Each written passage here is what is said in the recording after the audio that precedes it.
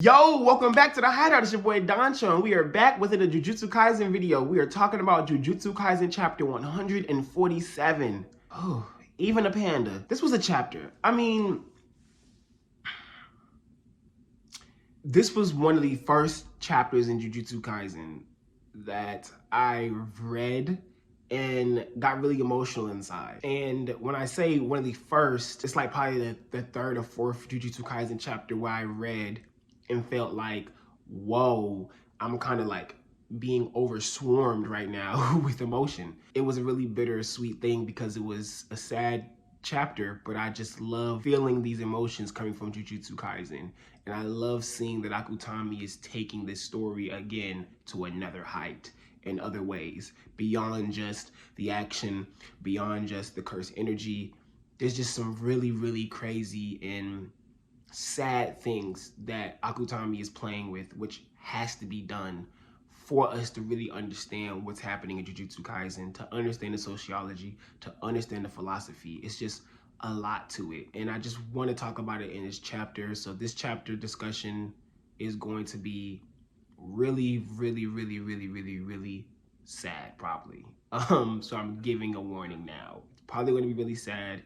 And we're going to talk about a lot of darker, sadder, more melancholy things, in Jujutsu Kaisen, in this chapter review. So that's just my heads up. As I always say, if you like this content and you want more of this content, make sure you hit the like button, make sure you hit the subscribe button, and comment below the things you feel about this chapter. I know you might have a super sad comment section, but comment how you guys feel. I want to talk about this chapter with you guys. It was just fantastic. But before we get into it, intro.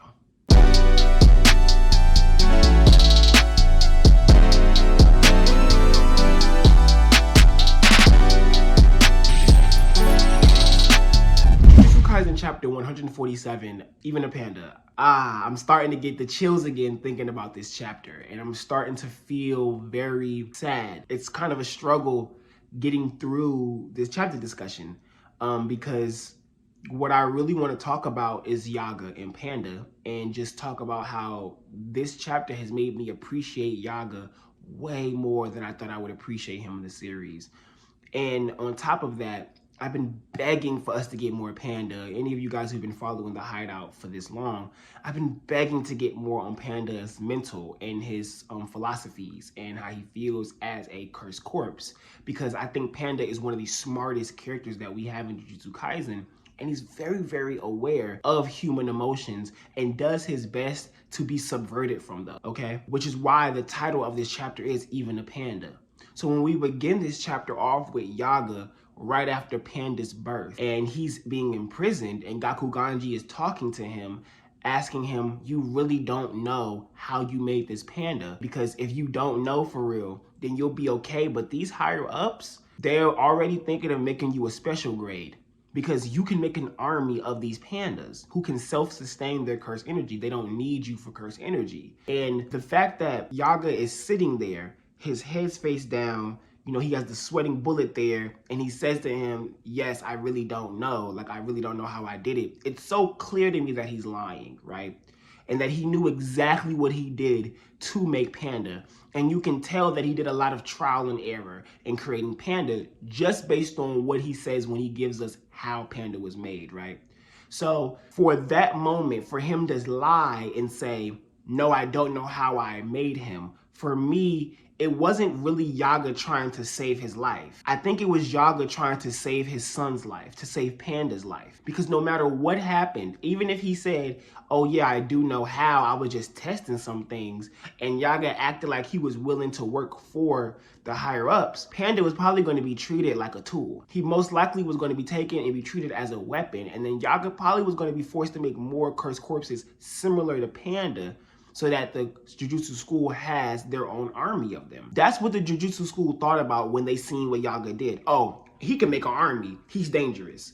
Whoa. They're not even tapping into Yaga's personality. And before this, we didn't really have much on Yaga's personality. But this chapter was a great way to really give him that character development, where Yaga's cursed corpse ability has done a lot for the sorcerers, including Kusakabe. So as we continue on with the chapter, and then we get that next piece of him meeting with his other corpse, I forgot the name, Takeru. I don't think it's Takeru, Takeru. I believe that's how you pronounce, that's how you spell it, but I'm probably pronouncing it wrong. He's talking to him, the cursed corpse of Kusakabe's nephew, basically, and he's saying how, yeah, I'm going on this long business trip.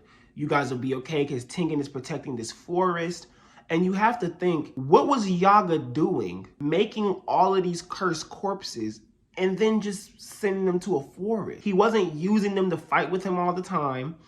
He didn't even bring them with him when he was going to go meet with Panda. And I think the reason why Yaga didn't try to use any cursed corpses to help him get Panda was him showing Panda the father that he is. So I'm going to backtrack a little bit to us talking about when Yaga and Kusakabe have the conversation. And Kusakabe says, I understand. I can't let Takeru live with my sister because people can't find out about sentient cursed corpses like him moving around like that, right? They can't find out about that. That would be a problem, especially a cursed corpse being made from an actual person, okay? So with that being said, Yaga is very, very, very, very aware that he has to tiptoe when making his cursed corpses. Even when helping people get over trauma, things of that nature, he still has to tiptoe. And it's very crazy because we have to think about this for 1 second. What other instance in Jujutsu Kaisen has a cursed user's ability or Jujutsu sorcerer's ability really positively affected someone? I can't think of one off the top of my head right now, but Yaga's ability brought positivity into lives. It brought positivity into his life. Yaga created entities using cursed energy, but he was able to create entities that weren't based in negativity, like a regular curse. But he was still able to make them from negative energy. The things that they do are not surrounded in negativity. They're positive beings. They want Yaga to be happy and to be positive. Takeru is being positive toward his mother. You get what I'm saying? Like, it's very crazy to me that this is the instance that we see of positivity being used through cursed energy. So when we get Yaga going to meet Panda, and Kusakabe saves Panda and lets him know he owes Yaga a debt, okay? So because Yaga did that for him, his son Panda was okay. Yaga was not going to be able to get to Panda to free him, okay? Definitely needed someone else to do that for him. They wasn't going to let him get all the way to Panda. So with that being said, because he was able to do the things he did in positivity with his ability, it allowed Panda to be able to have an opportunity to be free when caught in a situation. That's how you be a parent without knowing you're being a parent, right? And because Panda and Yaga clearly could not have an obvious father-son relationship, it makes sense that Akutami didn't give us a whole bunch of Panda and Yaga moments. They couldn't be together like that, more than likely. I think he raised Panda, but after being raised, Panda went more independent. And he isn't as under Yaga as he was when he was originally born and was coming up as a toddler, right? So, because of that, Yaga, when he's going to meet with Panda, he doesn't bring cursed corpses because he's showing Panda how to be bigger than them. He's not even going to use the cursed corpses as weapons. And that's symbolic to me because I believe that's the exact opposite of what the higher ups want to do when they find out how Yaga can make Panda. So him refusing to say something to the ninja dude that is clearly with the higher ups is basically Yaga saying, I refuse to give you guys the opportunity to create brothers and sisters for Panda and then use them. And they aren't really brothers and sisters of Pandas because they'll be made by someone else. But because they are made from the knowledge coming from Yaga indirectly, I like to look at it as brothers and sisters because Yaga is the one who gave birth to that. But Yaga didn't tell them anything.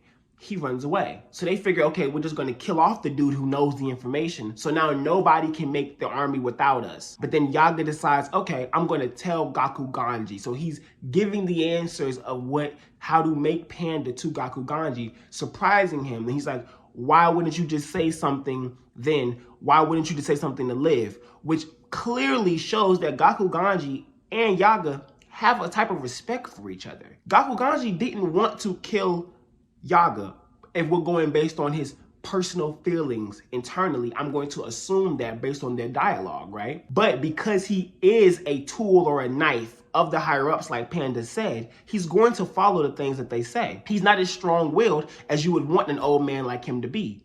He's like a lot of older people in certain countries around the world who are so controlled by what the government or the people who are in power are telling them how things should be and how the status quo is. They sit aside their own personal feelings and even their own critical thinking to follow what someone above them is telling them. So that's why the Kamo kids are the way they are, because of people like Gakuganji. But then you have Todo, who was raised by Yuki, taught by Yuki. So he has a lot more independence in what he does. That's why he's the outlier. So when we go back to Panda coming into the scene and he sees Gakuganji, and right before that, Yaga is telling Gakuganji, this is my curse to you. Because now you know this information. Now you know how it is done. So now you must make the decision. Are you going to betray me and go tell them the information I gave you? Or are you going to hold on to it and act like you know nothing? That's the curse that Yaga has laid upon Gakuganji. Now I'm making you tap into your free will. That's insane. And Panda comes. And Gakuganji's all like, you don't want to fight? Panda walks right past him. He's like, I'm not a human. My natural instinct isn't going to be enraged. I'm sad. Like that's